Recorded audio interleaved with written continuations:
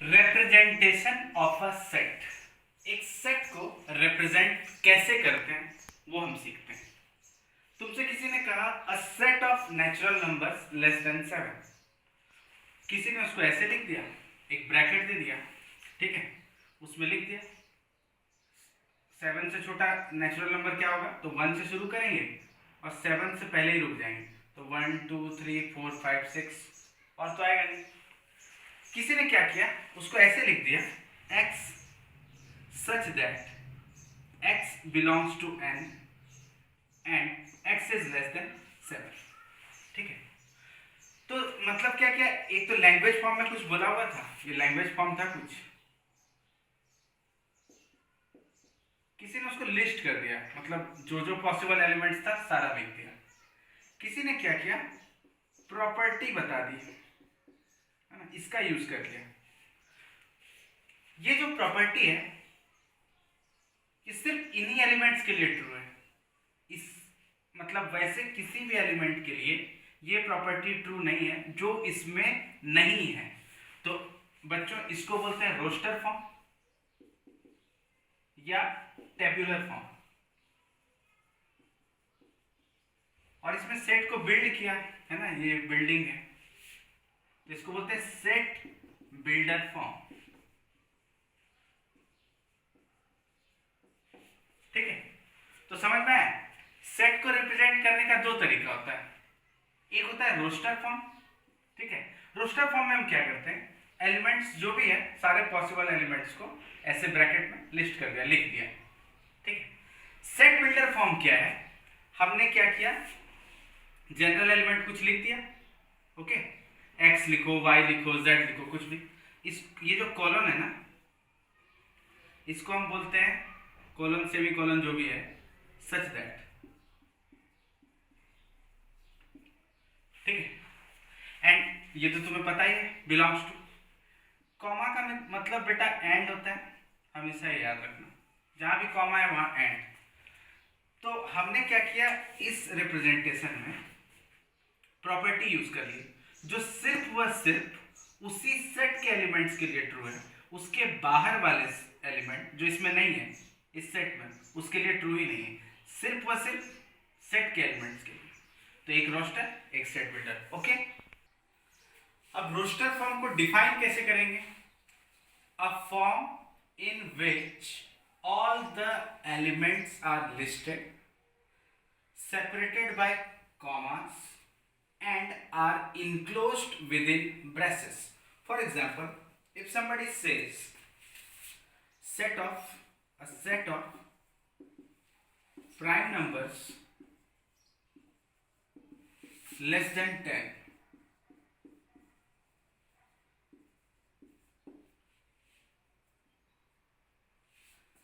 ठीक है।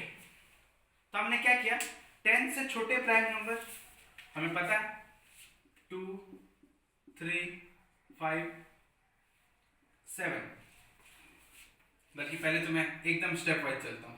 पहले तो हमने प्राइम नंबर्स लिख दिए, उनको सेपरेट करने के लिए कॉमा दे दिया और फिर ब्रैकेट के अंदर लिख दिया इसे, now this is the set.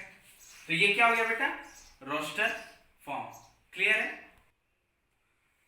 अब कुछ नोट पॉइंट्स हैं रोस्टर फॉर्म के लिए, ठीक है, रोस्टर फॉर्म के लिए। पहला नोट पॉइंट क्या है, the order in which elements are listed in roster form is immaterial, ठीक है। रोस्टर फॉर्म होता क्या बेटा, जिसमें सारे एलिमेंट्स को हम लिख देते हैं ब्रैकेट में कॉमा से सेपरेट करके। तो ऐसा हो सकता है ना, किसी ने बोला सपोज 3 एलिमेंट है ए बी सी, इसी को किसी ने बी सी ए बोल दिया, मतलब ऑर्डर कुछ चेंज कर दिया, किसी ने सी ए बी बोल दिया, तो कोई से भी ऑर्डर में बोलो कोई फर्क नहीं पड़ता है, ठीक है। तो इसका मतलब ऑर्डर, अब ए बी सी लिखो, बी सी ए लिखो, सी ए बी लिखो, और भी कुछ इनका ऑर्डर चेंज कर दो, ठीक है।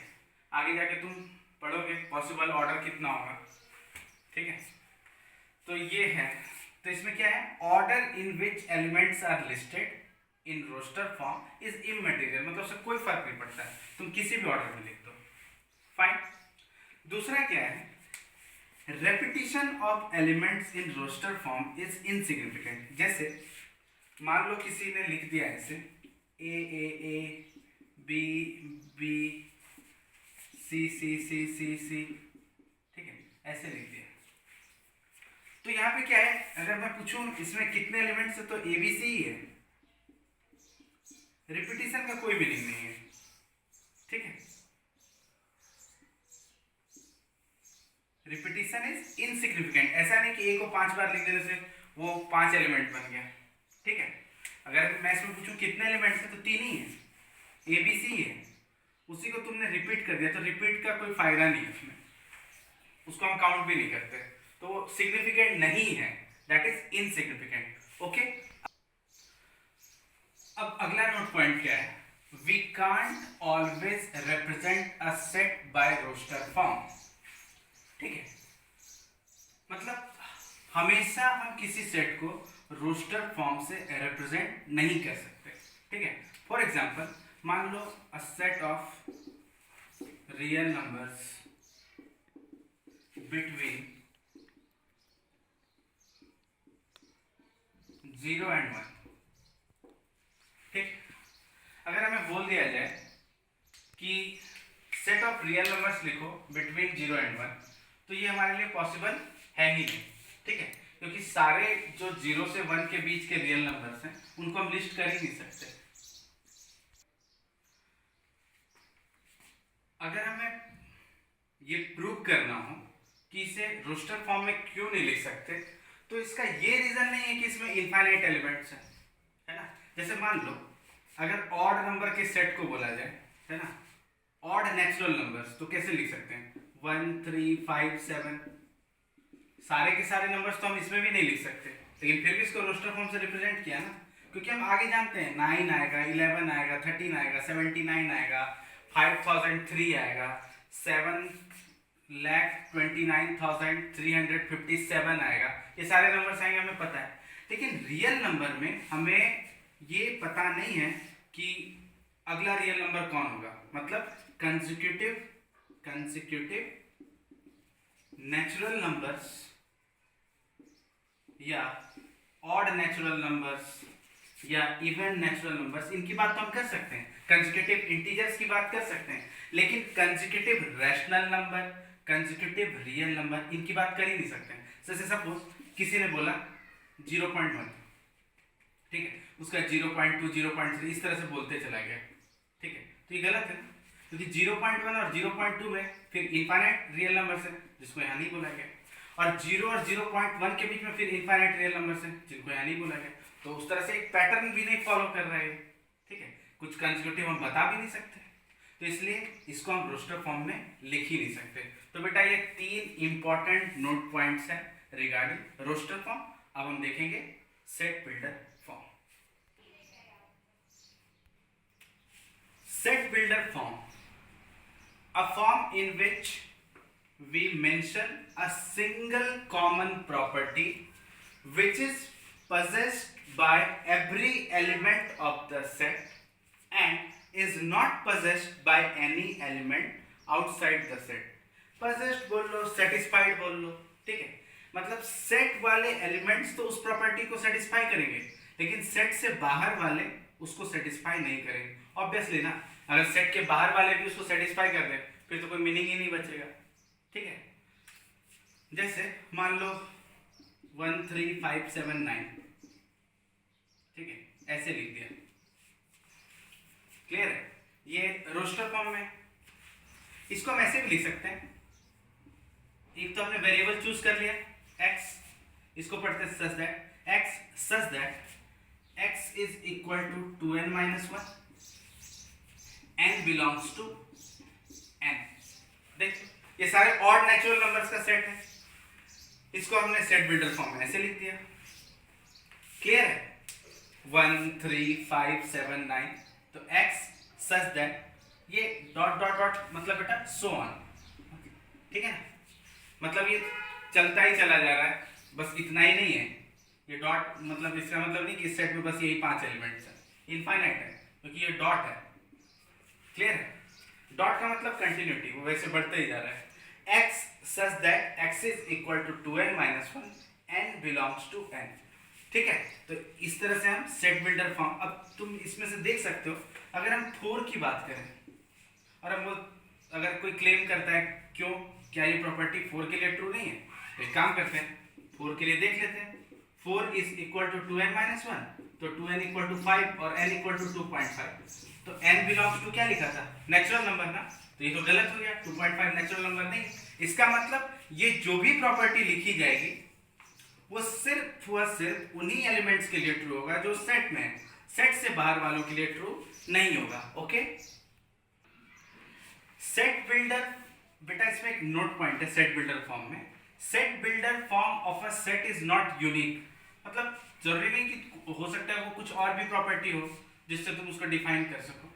ठीक है, जैसे फॉर एग्जांपल अगर हम ऐसे लिखते हैं 0 1 4 9 16 25, ठीक है, तो कोई इसको ऐसे लिख सकता है x such that x is equal to n square, n belongs to w whole number.